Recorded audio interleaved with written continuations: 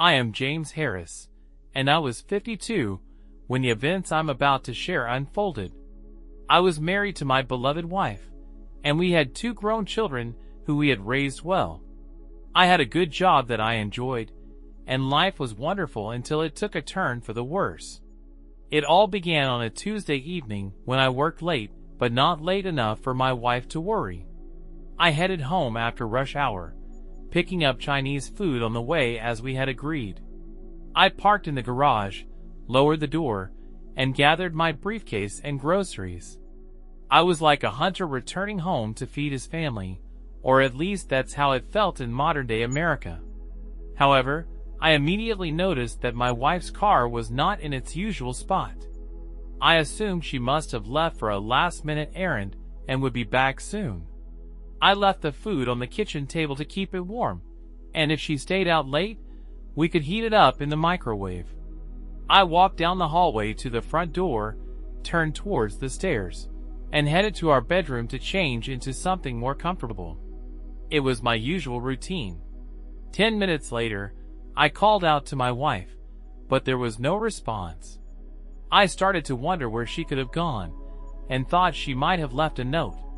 I wasn't alarmed, but I was curious. I walked into the living room and found a note on the coffee table.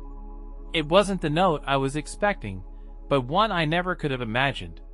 It read, "Dear Jim, I'm sorry to do this to you, but there's someone who needs me. I got a call today, one of those calls that you have to respond to when it comes. I'm sorry for running away without warning, and I know this will be hard for you. But please know that I love you more than life, and I will be back as soon as I can. I cherish the life we created together, and I hope to return to it when I can. Don't worry about me, I will be fine. Your loving wife, Marie." Next to the letter was her cell phone. I was stunned and confused, going over in my mind what I had read in her cryptic letter. Who needed her? Who could be so important that she couldn't tell me who it was? Panic set in, and I started to wonder where she had gone, and how urgent it was that she couldn't tell me where she would be. How could she have left her phone behind? When would she get in touch with me? This was not the kind of note a wife leaves her husband when planning to return late at night. Panic turned to fear, and fear turned to anger. How could she do this to me? She just left without explaining why or where she would be. Darker thoughts started to creep into my mind, and I began to question why she left her cell phone behind. I read her note again, but it told me no more than the first time. Who needed her? Who was so important that she had to respond to their call immediately? Who did she think she was? She wasn't a secret agent, a super spy, or a neurosurgeon for the leaders of the free world. Where was my wife? I was angry, but my anger masked my fear. I was worried about my wife, and I wanted to go to her, but I didn't know where she was. I wanted to hear her voice and know she was okay, but I had no way to contact her. I just sat there, rereading her note while dinner got cold and the sun went down. When it got dark, I finally decided to start calling people. I called her sister, our friends, and finally our kids, but no one knew anything or would tell me anything. Worst of all, I only succeeded in scaring our children. I tried to reassure them that nothing was wrong, but I wasn't very good at it. I disconnected, promising to keep them informed. Now I was even more angry and blamed her for scaring our children, even though I had been involved in the mistake. I read the note again. I cherish the life we created together, and I hope to return to it when I can. These are not the words of someone who will be home in a few hours or even days. I was really scared, and even though I told myself I was overreacting, I called the hospital. She wasn't there. Then I called the police, but they said I couldn't file a missing persons report until 48 hours had passed unless I was reporting a missing child. I thought about lying, but how could I tell them I wanted to report a child who was 5 feet 3 inches with brown hair and could pass for 38 even though she was 49? I thanked them and hung up. I tried to eat something, but I wasn't hungry. So I just put the food I'd bought into the fridge and sat in the darkened living room, hoping she'd come back. She didn't come back. I went upstairs a little after 2 o'clock in the morning and fell asleep. When I awoke the next morning, I stretched and found her side of the bed cold and empty. Everything came over me again, and I lay there wondering what I should do. I called work and told them I would be out. My not showing up for work was such an unusual occurrence that it seemed to cause concern. Before I knew it, my phone was ringing with coworkers wanting to know if I was okay and what they should do about those files. Trying to help them out a little was a cleansing experience for me and took my mind off my worries for at least a little while. I called her office, but they told me that she called in and took the day off. I didn't think they were hiding anything from me, but as time went on, I became more and more convinced that they were as much in the dark as I was. I visited her office a few times, hoping that a face-to-face conversation would be frank, but they didn't know anything more than what I already knew, which meant practically nothing. She left sometime on Tuesday, but I didn't discover she was missing until late Tuesday night, and the police needed 48 hours. So, I went to the police station on Friday morning to file a missing persons report. I showed them her note, and they asked if she had done anything like this before. Yelling at police officers is not a good idea, but by that point, I was not in the best of spirits. They threatened to charge me if I didn't calm down, so I made myself sit down until they decided I was a flashy suspect. Afterward, they said usually, in these cases, the wife runs off with her boyfriend, and I'd probably find out if I get served with divorce papers in the next few days. I've never wanted to punch a police officer so badly, but instead, I just muttered, "Thanks for that," and walked away. I got home and collapsed in my chair, torn apart by stress with nothing to do. I resumed calling friends and family, but this time I had the good sense not to call the kids. Instead, they called me themselves, and I had to tell them that I still didn't know anything, but I'm sure their mom is fine. In other words, I was lying to my kids. A father should never lie to his children, but I had nothing to tell them good or bad except that their mother was still missing. My calls to friends and family on Tuesday night triggered an avalanche of calls to me on Wednesday. Those started out quietly with comments like "just to find out," and by Thursday, they were getting more and more concerned. Everyone wanted to know what I was doing to find Marie, and by Friday, the tone of some of them had taken on an unmistakable aggression. No one was talking about it yet, but concern was giving way to accusation. If Friday's calls were bad, Saturday's visits were simply impossible. I was flooded with visitors' friends and family stopping by to see how I was doing. They always started off with words of encouragement, but questions soon followed. Weren't there any problems between you two? Weren't you two fighting? Was she unhappy? It got to the point when her mother asked me, "Are you sure you don't know where she is?" I snapped and yelled at my mother-in-law for the first time since we'd known each other. "What the hell are you talking about, Margaret? Are you accusing me of something? Do you really think I'd lie about something like that?" She hesitated and then said, with an angry look that I will remember till the day I die, "It's just that she's never done anything like this before." I shoved my anger and hurt deep down where I hoped they wouldn't show, and in the calmest voice I was capable of, I said, "You think I don't know that?" By then, she was visibly shaking, and her husband said, "Jim, we know you're doing the best you can. Could you tell us what you know? And maybe we can work something out?" I nodded, and we sat in silence. Then I told them everything I knew, or rather, that I knew nothing. I showed them the note, and they were puzzled and concerned in equal measure. The veiled accusations fell away, and we spent a full hour in floods of tears, trying to think of something, anything at all that might explain Marie's sudden disappearance, but we had nothing. Henry and Margaret stayed until lunchtime while I prepared a light lunch for the three of us, or at least I thought it was for the three of us. Our friends seemed to have other things on their minds, and there was a steady stream of people at the front door, some carrying food, others beer, and all wanting to know what had happened and what I knew. At some point, I stopped telling the story. That's when Margaret and Henry intervened, and to their credit, the blame was taken off me, and she gave me high marks for being a concerned husband. I know that everyone had their suspicions in the back of their minds, but at least the feeling remained that I had support. Again, I was simply overwhelmed as one well-wisher after another sat down with me to express their support and concern.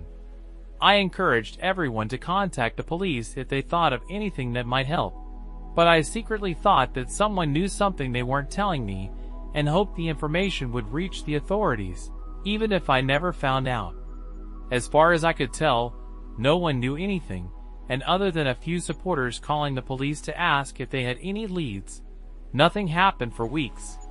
That is, nothing happened for exactly 2 weeks. The police had my wife's car license, along with the model, and they put it on their watch list for possible car thefts. When I made a remark to anyone like, "I hope they find her car so they can possibly find her," they looked at each other like I didn't understand something, and I did. I knew what they were thinking. She had run away, and there was a good chance she wouldn't want to come home, even if she was found.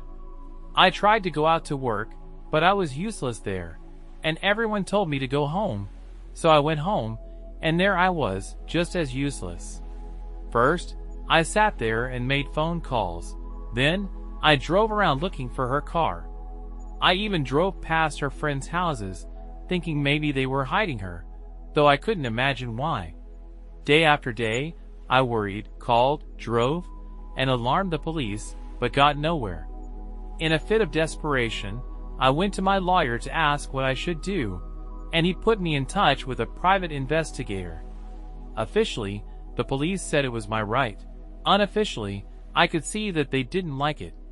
I was told that private investigators usually interfere with official investigations, so I asked them what they had at the moment. They had nothing, so I told them in language that could politely be called frank that I didn't think a private investigator would interfere with them finding nothing. They didn't like it, but they couldn't object to it either.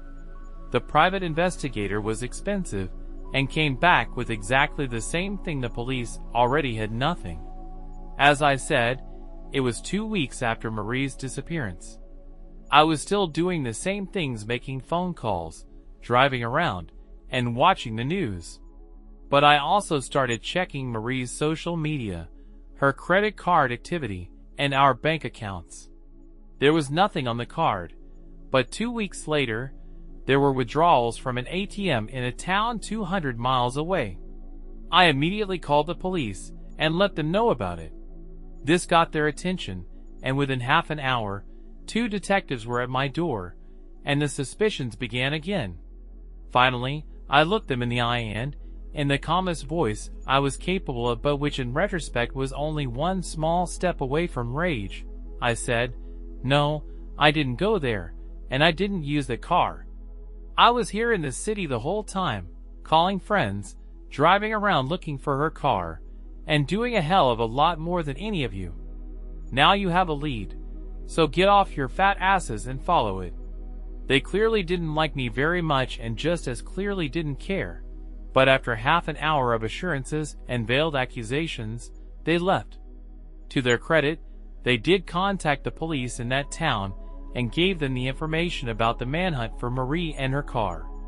2 days later, her car was found in a hospital parking lot. The local police called me and said, "Don't do anything. Let us do everything." I replied, "Hell no," and drove off. A little over 3 hours later, I pulled into the parking lot. It took about 2 minutes to find her car, but it felt like 2 hours to me. I also noticed 2 people in suits and a car cops.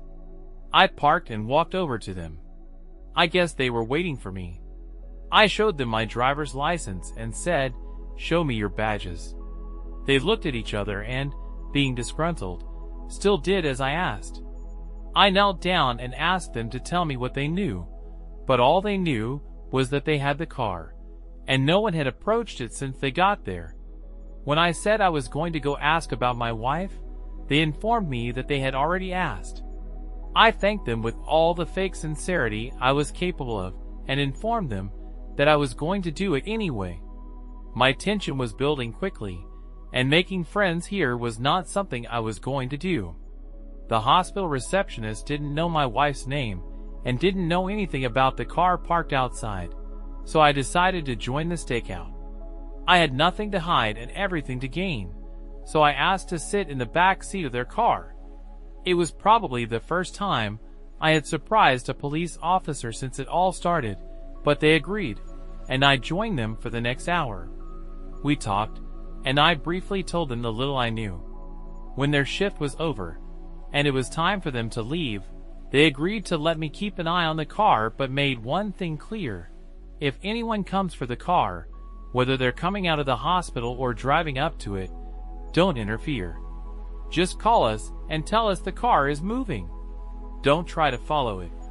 Don't do anything but call us. Do you understand? I nodded. Remember, there's a small chance they have your wife and will lead us to her, but there's a bigger chance that it's just that they bought the car from someone else and don't know anything.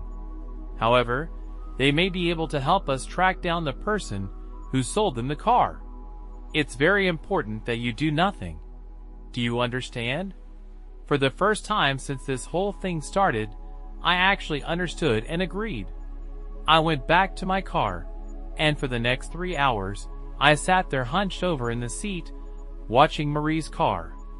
The only time I left my post was for the fastest urination in history. When I walked in and out of the hospital so fast, I was still buttoning my fly as I crossed the lobby. An hour later, I saw a woman walking toward the car, and my heart stopped. I tried to catch my breath. It was Marie. She opened the car door and pulled out something small, then closed it and headed back to the hospital. I followed her, keeping my distance. Something told me that if she knew I was here, I'd never get to the truth. When we entered the hospital, I was about 20 feet behind her. I watched as she entered the elevator, and as the elevator stopped on the 3rd floor, it wasn't long before I looked into the room and saw her sitting by the man's bed. The man appeared to be asleep or unconscious, and she was holding his hand. I coughed, and when she turned around and saw me standing in the doorway, my beloved and loving wife fainted. I was angry and confused but called for a nurse, who attended to her until she regained consciousness. Most of this time, I spent studying the man in the bed. I had never seen him before. He was neither friend nor relative, just a man. But it was clear that to Marie, he was more important than her marriage, more important than her family, and seemingly more important than me. One mystery solved, and immediately a new one appears. While the nurse helped Marie up off the floor, I took the opportunity to call the local detectives and let them know that my wife had been found. They told us to stay put, and they would be right over. I gave them the room number. Life was starting to get very interesting, and as I looked at the man in the bed, I felt a cold chill in my heart where fear used to be. Coming to her senses, Marie was almost hysterical, and only shook her head when I calmly and coldly asked her questions. Why, Marie? Who was that man? Why did you run away like that? Why didn't you tell us where you were? Why didn't you tell us you were all right, Marie? What's going on, for God's sake? A few times, she looked like she was going to answer, but then she lowered her head and started sobbing again. I stood there waiting, asking, and wondering when the detectives arrived. I let them have the upper hand and stepped aside, but they immediately asked me to step outside. One of them joined me and asked a dozen questions. I simply told him the truth that I'd seen Marie approach the car, followed her, and then confronted her in the ward. Confronted, perhaps not a good choice of word, and for the next 5 minutes, I assured him that I had done her no harm. When he learned that the nurse had found her lying on the floor, the questions resumed with greater seriousness. All this time, his partner had been talking to Marie. In time, I think I convinced them that I hadn't hurt my wife, or maybe she convinced them. I don't know. They wanted me to leave. So I called the ward and said, "Marie, if I leave here, I'll divorce you. Do you understand me?" That made her hysterical again, and she begged me not to leave. Then I looked the detective in the eye and said, "I'm not going anywhere until I get some answers." Eventually, I was allowed back into the room. As quietly and calmly as I could, I began to ask Marie the questions that were burning in my brain. Marie gave only cryptic half-answers. He is her high school boyfriend, was her first love, is dying, and has no one. There were long pauses of information left between those lines, but I was left to ask or guess. "How did you live here for 2 weeks without using your charge card?" She was silent for a long time before she finally gave it away. "I lived at his house." "So you know where he lives, of course. And you have a key?" She nodded silently. "How long have you had a key to his house?" She shrugged silently and looked at the floor. I knew that as soon as I made the accusation, there would be hell to pay if I turned out to be wrong. Still, 2 weeks is more than a man should have to wait in the dark for answers. "How long ago, Marie?" She didn't answer. "How long has the affair been going on?" She didn't answer the question or refute the accusation. At times like this, the mind goes quiet. Later, there will be time for new questions and new pain. "Okay, I think at the very least, you should show me his house. I want you to take me to where you're staying." She stared at me in horror as panic overcame her. Finally, she gave up and nodded silently. She grabbed her coat, and we headed to my car. "I'll drive you," I said, "and then I'll bring you back." She seemed surprised but agreed. I guess by then, the detectives had decided it was a private matter. With a final warning not to do anything stupid, they left. Marie was silent most of the way, only giving me directions as needed. At one point, she barely audibly whispered, "I was told that we might be required to reimburse the police for the time wasted." I wanted to ask, "Who is this we you speak of?" but I didn't. God only knows what my pulse and blood pressure were like. I could barely stand on my feet as we pulled into the short driveway in front of the townhouse. I realized that inside, I would likely find the answers to my questions. Marie led us into the house, and as we walked through the living room, I immediately noticed my wife's pair of shoes on the floor by the couch. Her favorite scarf lay on the chair. I wandered down the hallway when Marie called out, "James, please don't go in there." If ever my wife's words had the opposite effect, this was that moment. I entered the master bedroom. Marie's clothes were scattered on the untidy bed and chair, and her makeup and other things were on the dresser. It was only when I opened the closet and saw the familiar dresses there that my last doubts left me. There was a blue dress that was her favorite, but I knew for a fact that it was hanging in her closet at home. It's a duplicate, and there were several pairs of shoes seemingly in her size and the style she liked. These were things she hadn't packed for the trip. These are things she kept here. There was no doubt in me now, and I realized that if I opened a few drawers, I would find her underwear and such. The room seemed set up not so much for living as for the occasional sleepover visit, dinner, and dancing, and then intimacy and sleep in the arms of a lover. I returned to the living room, feeling defeated, where I found Marie sitting quietly on the edge of a chair, staring aimlessly at the floor. "So, is there something you want to tell me?" She only shook her head slowly. "How long has it been, Marie? Clearly, this is not a platonic relationship. How long has it been?" She shrugged silently as if she didn't know the answer, but obviously, she did and didn't want to say. "Who is he to you?" She was silent for a long time, then answered in a quiet voice, "I had him first. We were together when we were in high school."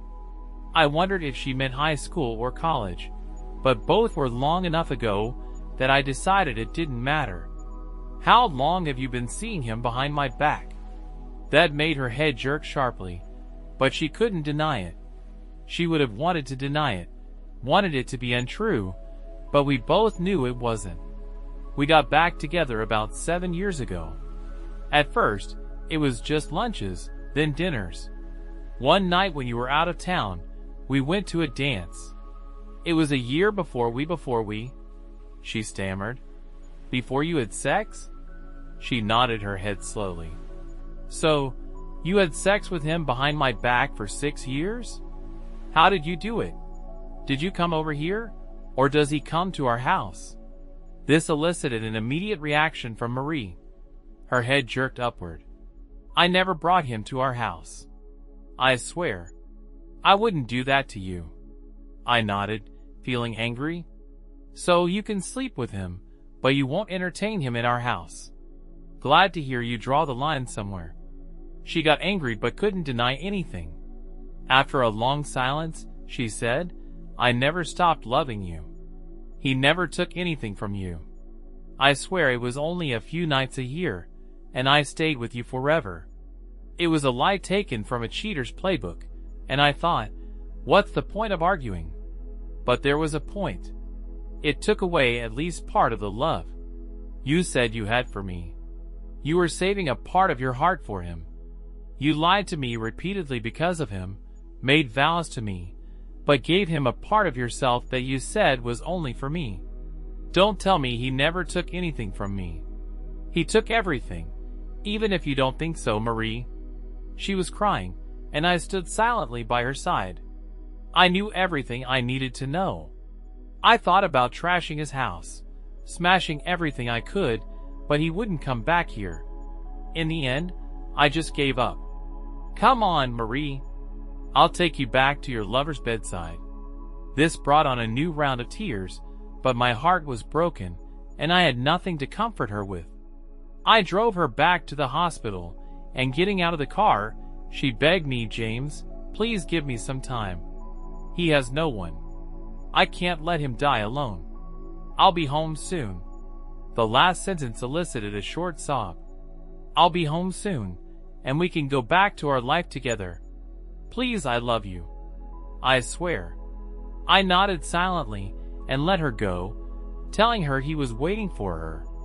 I think by then, she had already realized that it was over between us. I drove home slowly for 4 hours, and I don't remember any of it. I was devastated. 2 weeks of stress and worry, all these friends and family telling me not to give up hope, and now I found out that she had been with her lover the whole time. I was exhausted both physically and emotionally. I only managed to stumble into the house and sink into my favorite chair.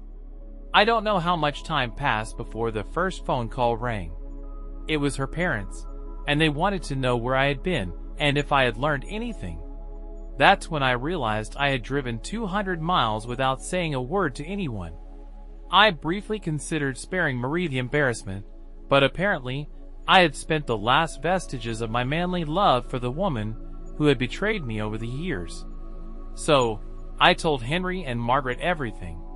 They didn't want to believe it until I described what I had found in his house. At that point, it didn't matter if they believed me or not. My marriage was over. I knew it without having to think about it. It was a fact that burst from the depths of my soul, crushed my heart, and consumed me. It's over between Marie and me. She loves another man, and I'm not the sharing type. Worse, she spent years lying to me, acting secretly behind my back, and giving herself to him. This is not a mistake. This is a life of betrayal, and we can't go back to that. I called her friends to tell them the news, and I spared nothing. I restrained my anger as best I could, but I didn't lie for her. After using them for practice, I called our children and tried to gently but honestly tell them that I had found their mother, and that she was with her lover, dying in a hospital bed. They didn't want to believe it, so I told them about the townhouse. When they asked if I could forgive her, I said, maybe someday, but I will never trust her again. I apologized to both of them, but told them I was divorcing their mother. Then, forgetting that they still had no way of contacting her, I asked them not to tell her about it. I said she needed all the time she had left to spend with him, and her rushing home wouldn't change anything. They argued with me, but eventually they understood. 2 weeks later he died, and Marie came home, but I was no longer there. A week after she returned, she was served with divorce papers. I didn't leave town, quit my job, or hide from her. I just moved apartments until I eventually found a place that suited me. I was close enough to the old house that the kids could visit us both. Marie tried to change my mind. I let her. She would come to my office or apartment and beg me to change my mind, but I had already made up my mind. She cried and threatened, but it didn't change anything. It lasted 6 years. 6 years of betrayal, and if you count lunches, dinners, and dances, 7. In the end, it was the lies at least as much as the sex that ruined our marriage. When I found out how well and how easily she lied to me, lied right to my face with a smile, I realized she didn't look at me with the same devotion I looked at her with. It's been 2 years since the divorce became final. I don't ask, but the kids say their mother just goes to work and then home. She doesn't go anywhere, or so they think. It saddens me that she is suffering so much, but I can't help her. To this day, I can't tell if she is grieving the loss of her first love or the marriage she betrayed. I'm not doing so well myself. I'm not healed, but the pain is slowly lessening. I don't date either, but I've started noticing other women and suspect I'll eventually dip into the dating pool. I am far from trusting another woman outside of a professional environment. I'll never know why she betrayed me, what she lacked, what I couldn't give her, or how she justified her behavior. I suppose I could ask, but what would be the point? It was her decision, and she had somehow, at that point, come to terms with it. I never told anyone about it, because I doubt they would believe me even now. But I never learned his name. There was a man lying on his deathbed in a townhouse where my wife played family when they were together. That's enough for me. You can't get revenge on the dead, and I realized I couldn't forgive the wife who betrayed me.